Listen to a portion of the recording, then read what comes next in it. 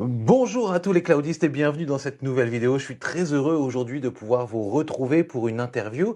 On se retrouve avec Vincent qui est donc le créateur de Asobi. Asobi, je vous en ai déjà parlé de nombreuses fois sur la chaîne. C'est une application qui permet de pouvoir jouer au PlayStation Plus Premium, notamment au cloud du PlayStation Plus Premium pour le moment dans tout l'écosystème et dans tout l'univers Apple. Et on va voir ensemble qu'il y a des projets pour que ça aille encore un peu plus loin. Et donc, eh ben, on est très heureux aujourd'hui de pouvoir recevoir Vincent parce que c'est lui qui est le créateur de cette application et du coup, on a plein de questions à lui poser. Donc, déjà, on est très reconnaissant que Vincent nous accorde ce temps. Ça sera une interview en anglais et donc moi, ce que je vais faire, eh bien, c'est que je vais rajouter une voix par-dessus pour que l'on puisse justement avoir aussi toute l'interview qui est en français sur la chaîne. Vincent comprend le français, mais il ne le Tutti. parle pas, donc merci beaucoup en tous les cas de ta venue. Bienvenue parmi nous, Vincent. Bienvenue, merci beaucoup. Bienvenue. Merci beaucoup. Euh, Bonjour mes amis. Avant de commencer, est-ce que tu peux déjà te présenter et raconter un peu ton parcours? Yeah, Oui, hi again. encore merci de m'avoir invité. Yeah, thanks for Je having me. m'appelle I'm Vincent, je Vincent. suis développeur And d'Asobi, comme yeah, Rodolphe I'm the vient developer of juste de le Asobi, as dire. Rodolphe Je just suis said. développeur depuis très longtemps maintenant. J'ai commencé à Yeah, développer avant I've même been a developer qu'Internet for existe vraiment, à une for époque où everything il fallait tout apprendre dans les since livres. Quand j'étais yeah, enfant, a je long créais time now. déjà des jeux et ce genre Before de choses. internet existed, Et petit à petit, you had to cela m'a donné create envie games. d'aller So vers I le was développement de jeux vidéo. games and etc. Hmm. Finalement, And that cela m'a grew conduit à into travailler yeah, pour des a bunch of jobs entreprises, in game à faire development, du which développement, en eventually freelance resulted in notamment. that Et I aujourd'hui, started going j'essaye back aussi for de a few revenir un years, peu à mes racines. like freelancing and well, Développer trying des to get back to my applications, roots pretty comprendre much, comment les choses which fonctionnent is sur plusieurs study one of the plateformes steps into et that. explorer I tout mean, cela dans les developing apps différents now sens, working dans la with manière dont on peut multiple prendre les platforms. choses. Sur un Well, plan plus the other way personnel, around. je viens des Pays-Bas The et way, comme Rodolphe yeah, l'a déjà dit, je suis marié. first of all, J'ai deux chats un compliment peu myself. fous, donc j'espère qu'ils ne Well, vont from pas the Netherlands, interrompre l'interview. as Si Rodolphe jamais already vous en said, voyez un sauter, very vous entendez excited to quelque chose en be with cats. I arrière-plan, hope they désolé accept d'avance. the interview. So sorry Voilà, about that if je you crois wait que c'est à peu or près listen in the tout ce background. que je peux And dire yeah, sur that's le pretty much it, sujet. I guess. Donc nous allons parler d'Asobi, parce que c'est vraiment incroyable ce que vous avez réussi à faire avec cette application, et donc j'aimerais qu'on puisse prendre le temps d'en parler. Yes, yes, it's very good. Comment est née l'idée d'Asobi? Remote Le play Remote Play on sur a différents device is appareils something that's existe déjà depuis existed un for a certain while temps. now, right? Je crois Hmm. que la And PlayStation the 3 a été PlayStation la 3 première was à just introduire the cette first one technologie. that introduced it. Ensuite, So à un later moment on, donné, some PlayStation point, a créé des applications pour plusieurs plateformes, PlayStation assez came diverses et around for variées, like every et platform plus for seulement like pour ses maybe propres 6 appareils, par years, exemple like comme les period of Xperia, time. So, pour ceux qui s'en souviennent. and I always felt that Cependant, j'ai experience toujours never eu cette got finished impression on que stage. So l'expérience you have a n'était screen jamais with vraiment finalisée. you're taking On avait un a full écran, screen or whatever, souvent avec un format and 16 Hmm. it's neuvième, always mais last si on minute prenait un like 60 iPhone by ou un 9 autre appareil, il fallait alors utiliser des telescope is always manettes always télescopiques of ou d'autres interest, moyens but it d'interagir just avec le never jeu, felt finished et or l'ensemble ne donnait jamais l'impression d'être having vraiment abouti, end en tous les user cas à mon regard. being able Hmm. Il to manquait quelque chose pour que properly use it. l'utilisateur final puisse l'utiliser So we had correctement. borders on the On se sides, retrouvait souvent avec Hmm. des touchpad bandes noires sur les controls. côtés, des contrôles So yeah, I tactiles qui just étaient mal placés, ce genre de for choses. something to J'ai happen, donc but attendu, nothing en really happened. espérant que And quelque chose change, so at some point, mais en fait rien ne s'est Apple of vraiment course passé. introduced the Vision Pro, Puis Apple a Mhm. présenté and le Apple Vision so Pro, of course when et j'ai réussi à that got obtenir released, un de ces there was a appareils lot lors de more sa sortie grâce à un ami qui se expectations in the trouvait aux United États-Unis States, et big qui en a numbers for récupéré me, un pour moi. and Ok. C'était évidemment extrêmement super excitant. exciting of course. Quand je l'ai enfin reçu, Yeah, l'idée so était que les when I applications had iPad found the fonctionneraient device, dessus. the Je idea pensais was donc that que l'application PlayStation Remote Play iPad fonctionnerait apps tout could work simplement on sur le it. Vision Pro. So Hmm. Mais Sony avait désactivé cette possibilité et on ne pouvait absolument pas utiliser le Remote Play. Donc, on avait la possibilité d'avoir un immense écran turn de that off, cinéma, and you mais can remote play. impossible de pouvoir l'utiliser avec le Mhm. Remote Play. Like you have a big Donc, cinema screen concrètement, on with n'avait aucune possibilities, véritable you know, possibilité à ce moment-là Hmm. avec to le Remote actually do Play anything. de PlayStation. Um, À l'origine, le Remote Play n'était pas disponible sur le Vision Pro. Exactement. Donc, je me suis dit qu'il y avait peut-être des possibilités de construire quelque chose, ou au Mhm. moins d'explorer le sujet. Il existe Chiaki, qui est probablement le projet le plus connu dans ce domaine. J'ai commencé à faire mes recherches, mais évidemment, on ne peut Ok. pas simplement utiliser Chiaki sans se poser des questions de licence et puis d'autres problèmes qui pourraient subvenir. Je me suis donc dit, construisons ma propre solution. Regardons toute la connaissance disponible, puis créons quelque chose à partir de cela. Ensuite, une autre application de Remote Play est sortie. Je l'ai vue et je me suis dit, ok, très bien, quelqu'un d'autre travaille aussi sur ce sujet. Moi, j'étais déjà en train de travailler sur ma propre application, mais Ouais. c'était un service par abonnement et franchement, non merci, en parlant de l'autre créateur. Il y a déjà suffisamment d'abonnements aujourd'hui.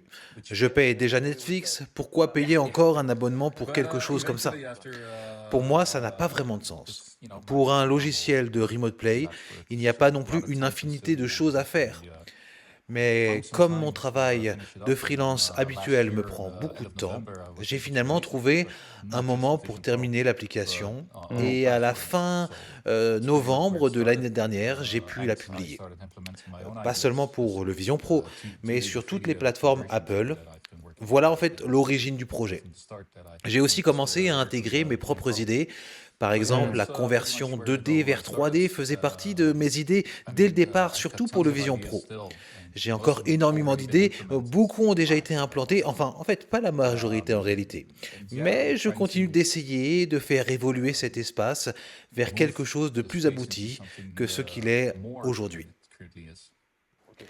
Il me semble que dans la popularité de ton application, il y a eu un changement à partir du moment où il y a eu le cloud gaming de PlayStation qui a été rendu disponible en plus du Remote Play. Quelle a été la plus grande difficulté technique pour développer spécifiquement le cloud gaming? Parce que le Remote Play existait déjà officiellement avec l'application officielle Remote Play PlayStation et aussi avec beaucoup d'autres alternatives comme Chiaki et d'autres applications tierces. Mais toi et un autre développeur, par exemple le développeur de Portal, si je ne me trompe pas, vous avez été les deux à proposer presque en même temps, à un jour d'écart si je ne me trompe pas, la possibilité de jouer en cloud gaming. Quelle a été la plus grande difficulté technique que tu as pu rencontrer dans le développement justement et la mise à disposition du cloud gaming de PlayStation? C'est une situation assez intéressante parce que j'avais annoncé environ un mois plus tôt que j'avais accès au cloud de PlayStation. Je travaillais déjà dessus et je ne savais pas qu'un concurrent travaillait également sur le sujet. Mhm. C'était donc pour moi une surprise de voir quelqu'un d'autre travailler et sortir quelque chose pratiquement le même jour que moi, je crois un jour avant moi. Moi, personnellement, je communique assez publiquement sur ce que je fais. Donc, la personne qui a construit cette autre solution a peut-être été motivée et Mhm. a essayé d'arriver en premier. Mais au fond, peu importe, personne ne s'en soucie vraiment. Le vrai sujet, c'est que pour le cloud gaming, la quantité de rétro-ingénierie nécessaire est énorme. Il faut Mhm. inspecter les paquets, comprendre ce qui se passe, et cela a été vraiment très intense. Ça représente des mois de travail.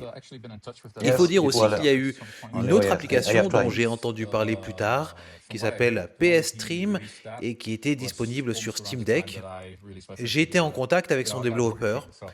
Il m'a contacté à un moment donné et d'après ce que j'ai Mhm. compris, il a sorti son application à peu près au moment où j'ai publié ma première vidéo montrant que j'avais réussi à faire fonctionner le cloud. Donc oui, en fait, plusieurs personnes travaillent sur le Mhm. sujet.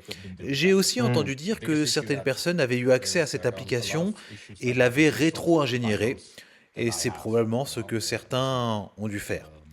Mais il y a de nombreux problèmes qui n'avaient pas été résolus par ces autres solutions et que j'ai dû résoudre. L'un des plus grands obstacles techniques, par exemple, c'est de pouvoir gérer sa propre bibliothèque. D'ailleurs, j'ai fait une grosse avancée Mhm. là-dessus il y a 2 jours. Bientôt, il ne sera presque plus nécessaire de faire cette certaine Claim, yes. manipulation manuelle pour réclamer ou activer un jeu. l'expérience devrait se rapprocher très fortement de celle que l'on peut avoir sur le PlayStation Portable. Mais la plus grande difficulté reste malgré tout le nombre d'heures passées à inspecter ce qui passe réellement, ce qui se passe réellement. J'ai accès à certains matériels qui rendent les choses un peu plus faciles, mais cela prend énormément de temps. Il n'y a pas que l'aspect technique, il y a aussi le fait de réussir à faire entrer l'application dans l'App Store. Au départ, je pensais que ce ne serait même pas possible. Puis j'ai vu qu'il existait des applications avec prise en charge du cloud Xbox dans l'App Store. Je me suis dit qu'il y avait peut-être une possibilité alors. J'ai une sorte de curiosité maladive. Quand quelque chose m'intrigue, je veux savoir si c'est possible ou non. Et comme vous pouvez le voir aujourd'hui, nous avons du cloud gaming sur beaucoup de plateformes différentes. J'espère simplement que tout le monde en profite. Il n'y a pas de paywall pour utiliser le cloud. Ce n'est pas mon service. Il n'y a donc pas de raison de faire payer les gens pour cela.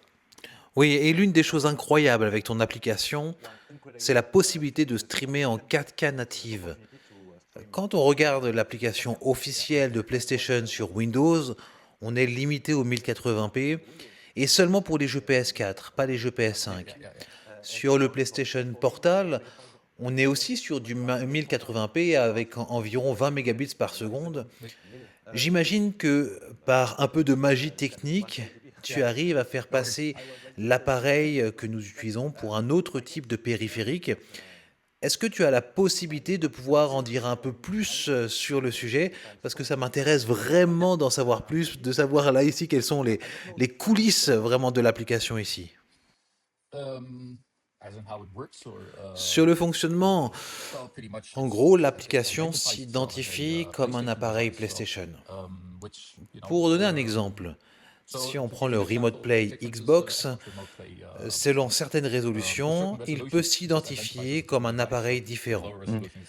Par exemple, pour une résolution plus basse, il peut se présenter devant les serveurs comme un appareil Android.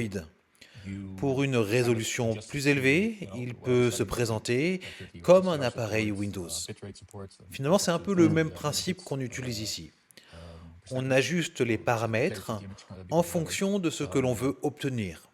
Actuellement, par exemple, il y a le support du HDR, le réglage du bitrate, qui peut monter jusqu'à 50 mégabits par seconde.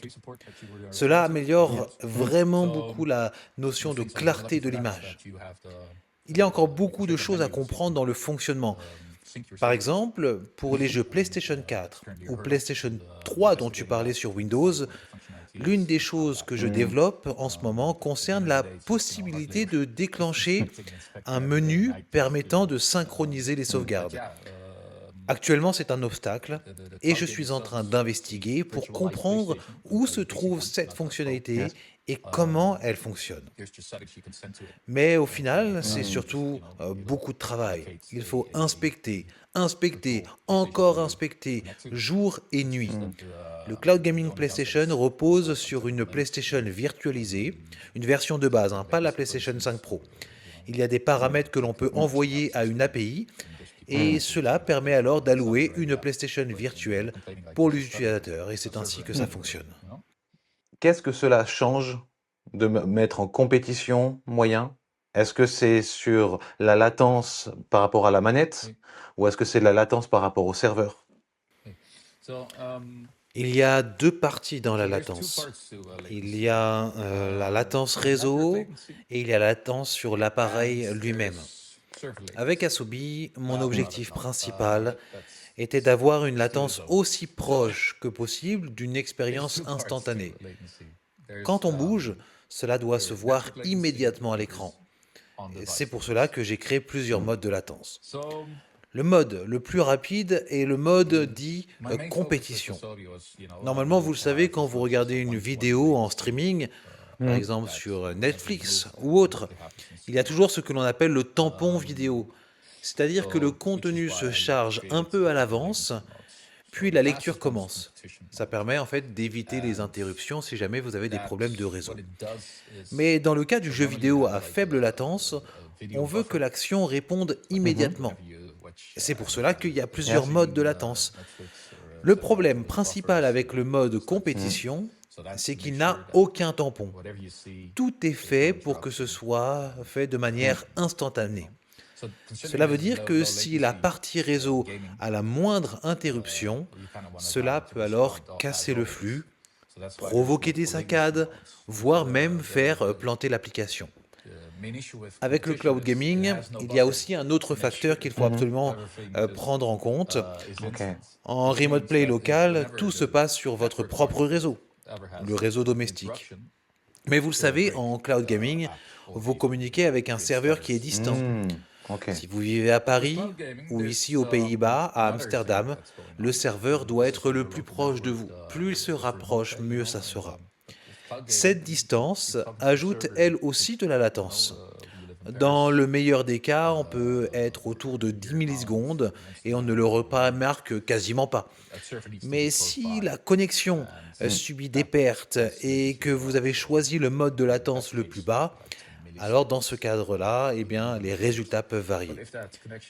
Si vous êtes aussi dans une zone éloignée d'un bon serveur, il vaut mieux éviter le mode de la latence le plus bas. Sinon, le flux peut se détériorer parce que les informations arrivent avec des interruptions et qu'il n'y a pas de temps pour récupérer. L'objectif d'Asobi, c'est de donner des options. Mais cela ne veut pas dire que mettre tous les réglages au maximum vous donnera forcément la meilleure expérience. En fait, l'expérience dépend toujours de facteurs externes. Comme je le disais, la proximité du serveur, la qualité du fournisseur d'accès à Internet et bien sûr la puissance aussi de l'appareil utilisé. Même des utilisateurs de PlayStation Portal se plaignent parfois que tout devient soudainement lent ou instable sans véritablement comprendre pourquoi. Ce que j'essaye de faire, c'est rendre ces choses le plus simple possible à comprendre. J'essaye de réduire les obstacles et aussi, pourquoi pas, d'éduquer un peu les utilisateurs sur ces réalités. Donc ton conseil pour les nouveaux utilisateurs, c'est de commencer en mode normal. Oui, commencez par là. Et ensuite, on peut tester un mode un peu plus bas. Mais il faut comprendre que si vous êtes dans un autre lieu, ou par exemple en voyage, dans le train, et que vous possédez, ou que vous passez par un tunnel par exemple, le flux pourra se couper. Il ne faut pas en être étonné. Yeah. Autre question technique, il est possible d'ajouter de la génération d'images, du frame generation. Cette génération d'images que tu as intégrée, elle se fait du côté du serveur ou du côté de l'appareil. Est-ce que tu peux nous en dire un peu plus? Oui, elle se fait du côté appareil. Asobi est plus qu'un simple client de cloud gaming, c'est aussi un client de remote play.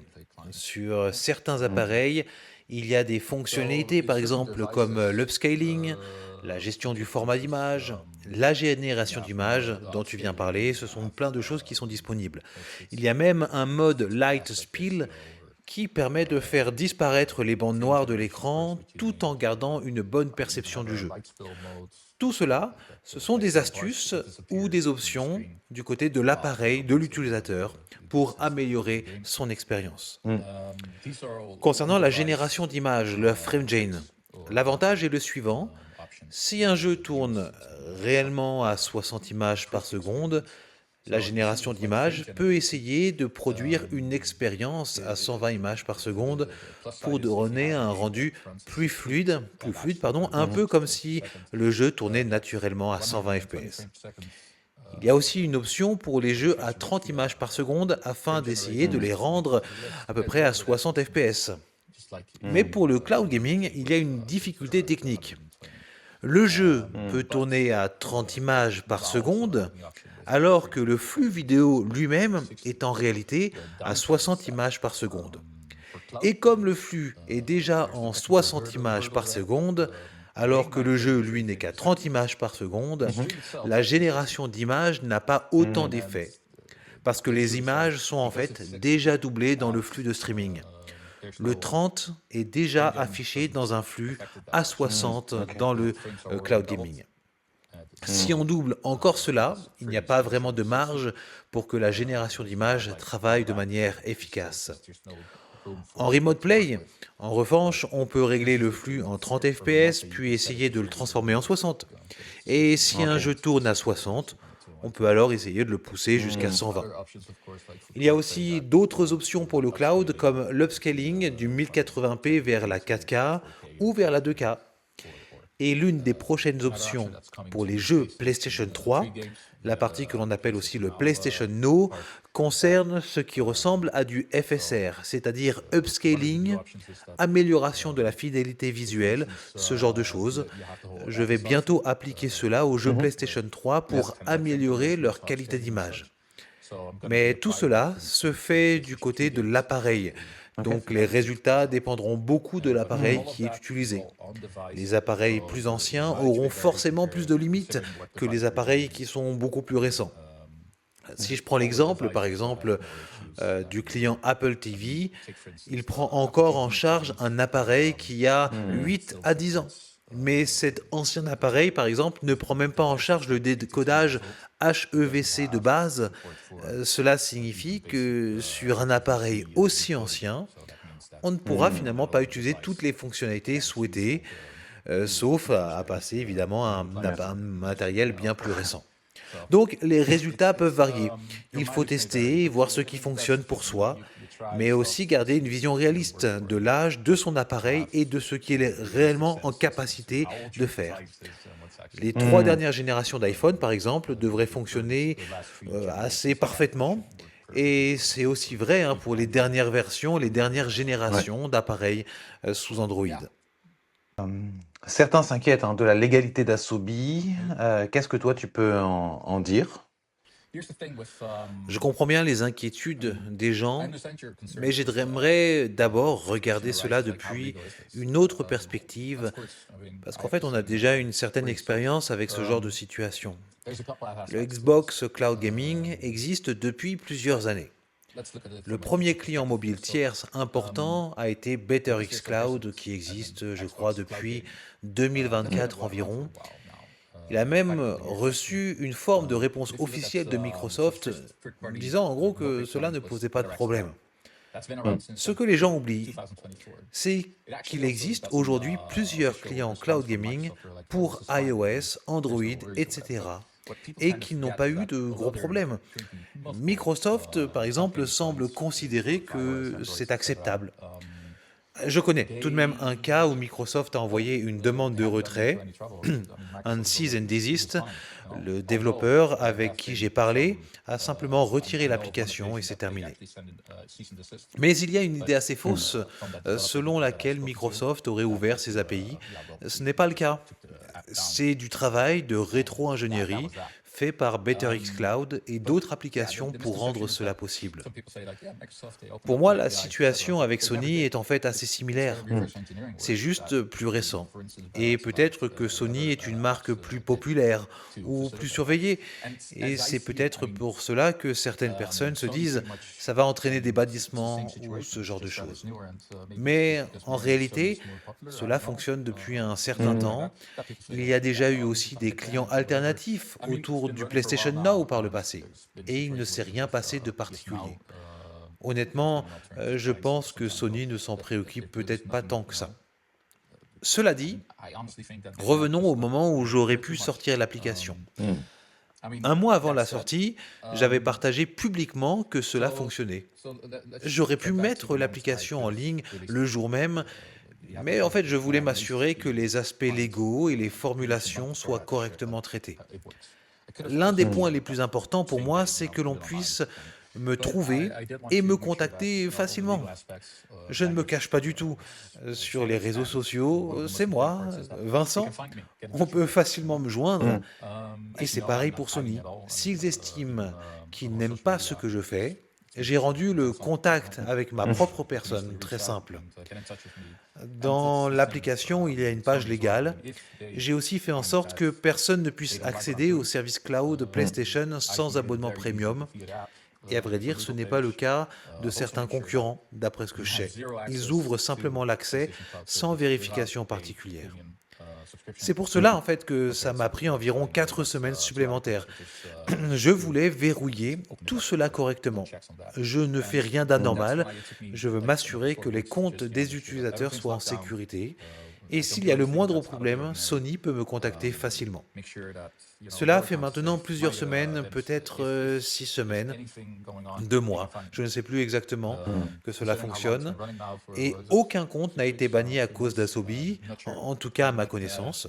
Sinon, je l'aurais su immédiatement avec des utilisateurs en colère.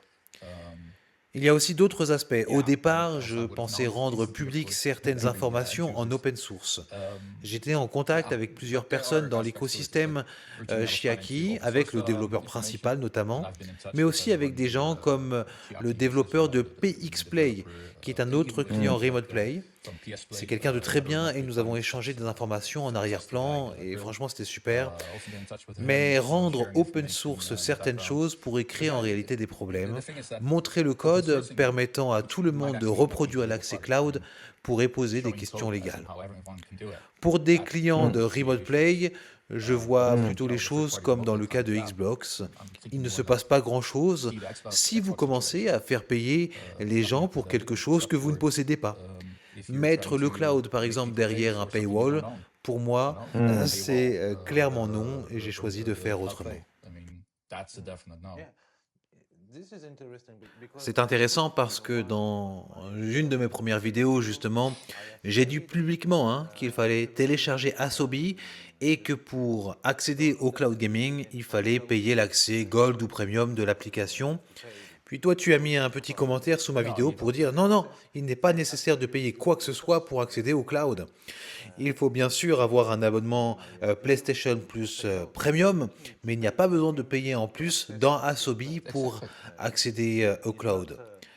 Et en fait, il y a beaucoup d'applications, malheureusement, et c'est pour ça que je me suis probablement trompé aussi, même si je ne veux pas ici me déculpabiliser. Beaucoup d'applications qui fonctionnent comme ça, sur iPhone ou sur iPad par exemple. GeForce Now ou Boosteroid n'ont toujours pas d'application native publique complète et certains développeurs font de bonnes applications pour accéder à la 4K sur GeForce Now par exemple, sur iPad ou iOS, mais il faut payer un abonnement pour accéder à cette qualité. Et franchement, c'est vraiment dommage. Et toi, tu as choisi autre chose.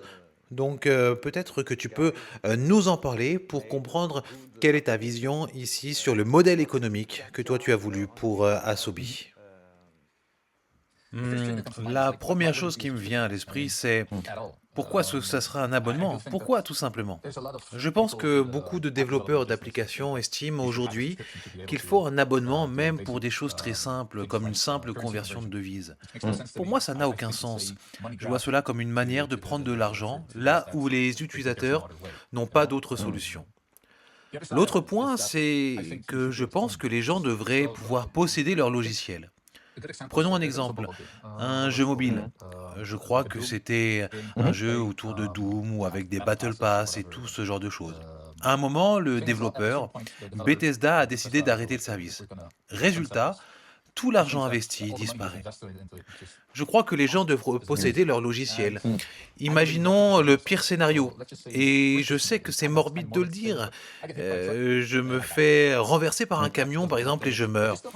L'application ne reçoit plus de mise à jour, mais vous avez toujours l'application. Vous y avez toujours accès. Même si je ne paye plus Apple chaque année pour garder l'application dans l'Apple Store, même si l'application est retirée de l'Apple Store, vous pouvez toujours l'utiliser. C'est un exemple extrême, mais c'est aussi valable si l'application est retirée pour une autre raison. Si vous avez payé tous les mois ou tous les ans et que tout disparaît, pour moi, cela n'a pas de sens. Je ne crois pas que l'on devrait louer un logiciel. Je pense qu'on devrait pouvoir y accéder après avoir acheté, tout simplement. Bien sûr, il y a une fonctionnalité supplémentaire, on pourrait imaginer un achat additionnel. Par exemple, pour le mode 2D vers 3D que je vais sortir, j'ai envisagé d'en faire un module payant. Finalement, je ne vais pas le faire parce que je veux que les gens puissent vraiment l'avoir entre les mains. À mes yeux, l'achat unique est le meilleur modèle pour ce type d'application. Cela fonctionne pour moi. Quand certains développeurs choisissent un abonnement, je trouve que c'est anti-consommateur, surtout si l'application ne fait qu'une chose principale.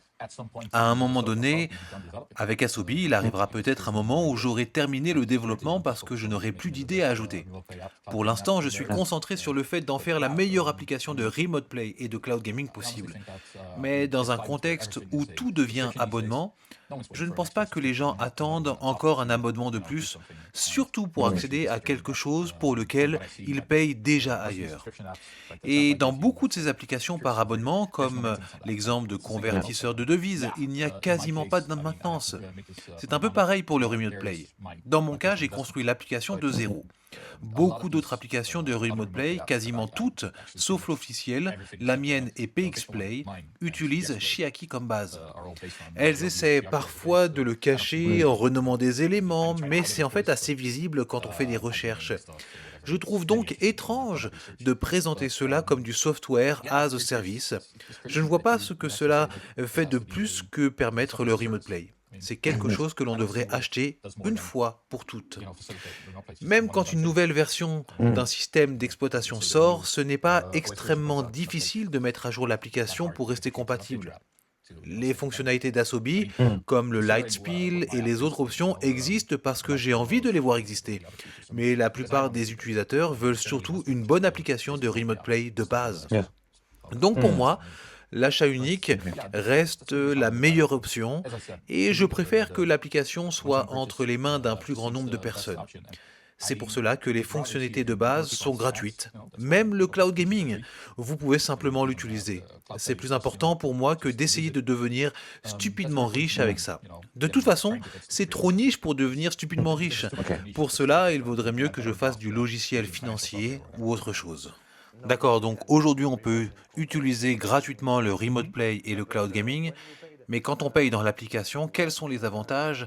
Qu'est-ce que tu proposes dans la version finalement payante avec l'offre premium qui est accessible directement dans l'application?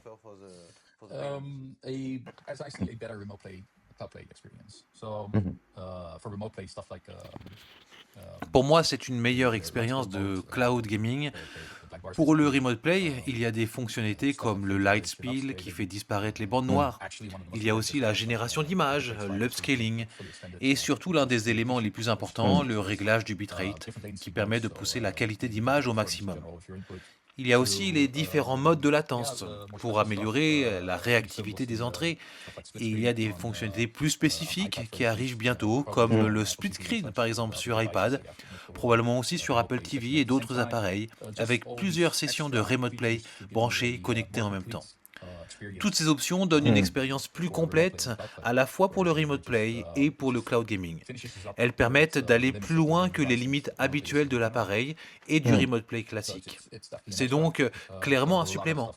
Et il y a encore beaucoup de choses à venir, mais le cœur de l'application reste gratuit. La version PM Premium permet aussi de me soutenir tout en donnant accès à des fonctionnalités supplémentaires. J'espère que tu auras un jour l'occasion de tester l'application sur Vision Pro. D'ailleurs, je serai bientôt à Paris, je pourrais peut-être passer. Il y a beaucoup de choses à découvrir et si vous regardez par exemple ma page Reddit ou ma chaîne YouTube, vous verrez beaucoup de fonctionnalités premium qu'aucun autre client Remote Play ou Cloud Gaming pour le PlayStation ne peut proposer. Oui, et puis le premier niveau de paiement est vraiment à quelques euros pour iPhone et iPad. Franchement, c'est top. Oui, en effet, il y a beaucoup de choses que j'aurais pu mettre derrière un paywall, mais je ne l'ai pas fait. Par exemple, les options liées au touchpad.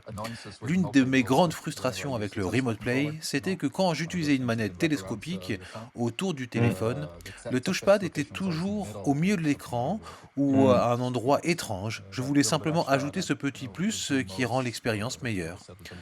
Les modes de zoom aussi, le light spill ou même le fait d'avoir la barre lumineuse de la manette visible sur les bords de l'écran, il y a tellement de choses que l'on peut apporter. Même les retours haptiques côté appareil. Les possibilités sont en fait presque infinies.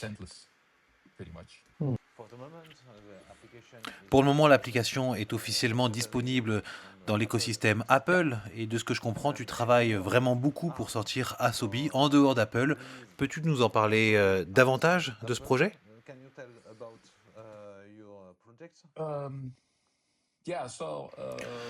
Oui, j'essaye bien sûr d'amener Asobi sur d'autres plateformes, mais il a quand même fallu me motiver et me convaincre au départ. Il y a Android, bien sûr, et aussi la plateforme Steam, donc Windows et Steam Deck. Android serait vraiment très intéressant pour des machines, par exemple, comme la Aintor, la Ainodin et toutes ces autres consoles portables qui tournent sous Android. Hmm. Je l'espère vraiment. Il y a même une version pour le MetaQuest qui arrive en quelque sorte. Pour Asobi, oui, l'objectif est clairement d'aller sur beaucoup de plateformes différentes. J'essaye de le porter sur tous les écosystèmes. Peut-être aussi plus tard sur Android TV, mais ce sera vraiment pour bien plus tard. J'ai aussi d'autres applications sur lesquelles travailler. Par exemple, j'ai aussi un client Xbox Remote Play qui arrive, là aussi en premier lieu sur Hmm. l'écosystème Apple. J'espère enfin avoir un peu plus de temps pour pouvoir le sortir parce qu'il est pratiquement prêt et Hmm. attend juste d'être publié.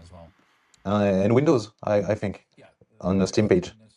Oui, la version Windows est encore Hmm. vraiment en cours de développement. J'ai rencontré quelques problèmes, mais j'ai encore un peu de temps avant le playtest qui arrive bientôt. Pour la version Linux, les éléments que j'ai construits, notamment le décompteur, fonctionnent. Hmm. Et il se pourrait même que la faible latence soit meilleure que sur l'écosystème Apple. Le temps passe vite de ce que je vois, donc nous allons peut-être bientôt conclure. Mais j'aimerais encore parler rapidement d'un projet dont tu as parlé sur Reddit. Il s'agit de ton projet de conversion 2D vers 3D et ton petit projet secondaire autour d'une licence extrêmement connue, un Wipeout. Est-ce que tu peux nous en parler un peu plus? Oui, en effet, c'est ma petite expérimentation. Pour la conversion 2D vers 3D, l'idée est de prendre une image 2D et d'essayer de créer une forme de carte de profondeur. J'avais besoin d'outils pour comprendre comment tout cela pouvait fonctionner, notamment sur le Apple Vision Pro avec cette nouvelle plateforme. Il y a plusieurs façons en fait de projeter de la 3D. La stéréoscopie, le spatial, qui donne un peu plus de profondeur autour de l'image, etc. J'avais besoin d'une démo technique pour tester tout cela. J'ai donc repris l'ancien code source du jeu Wipeout et j'ai commencé à construire quelque chose. Cela a donné un vieux classique PlayStation 1 que l'on peut voir en 2D dans n'importe quelle forme d'image, même en mode portrait, cela fonctionne. Il y a aussi de la 3D stéréoscopique, de la 3D spatiale, où l'on peut regarder autour du vaisseau, et même une version VR complètement immersive où l'on se retrouve littéralement à l'intérieur du jeu PlayStation 1. Le résultat fonctionne étonnamment bien, même si certaines personnes m'ont dit que la VR à haute vitesse pouvait être difficile à supporter. Ce projet m'a permis d'explorer les options de présentation de la 3D. L'autre partie concernait la conversion elle-même. J'ai réussi à obtenir quelque chose de vraiment solide, même en 1080p à 30 images par seconde ou même à 60. En réalité, ça fonctionne bien. J'ai quelques jeux de test habituels. Cyberpunk, par exemple. C'est un jeu avec beaucoup d'interfaces, une carte, du texte, et pourtant, il se traduit très bien en 3D. Il y a bien sûr des limites et quelques imperfections, mais le rendu est vraiment bon. Honnêtement, j'aimerais presque que ce soit moins bon parce que ça m'empêche de travailler. J'ai juste envie que vous puissiez tous mettre les mains dessus. Une fois que ce sera stable sur le Apple Vision Pro, je regarderai comment le porter sur iOS. Vous savez, il existe des lunettes 3D légères qui permettent de voir du côte à côte et même des protections d'écran capables de reproduire un effet 3D. Je vais donc explorer tous ces chemins-là pour voir ce qui sera possible de faire. Et si cela fonctionne, on devrait pouvoir voir arriver quelque chose sur MetaQuest également. Je pense que le processeur embarqué devrait être assez puissant, mais c'est vraiment fou de voir à quel point cela fonctionne bien. Quand ça marche vraiment bien. De toute façon, vous verrez bientôt davantage de choses à ce sujet et Rodolphe, dès que je l'aurai sur le MetaQuest, je t'inviterai à le tester pour que tu puisses l'expérimenter toi-même. Je suis sûr que tu vas extrêmement apprécier.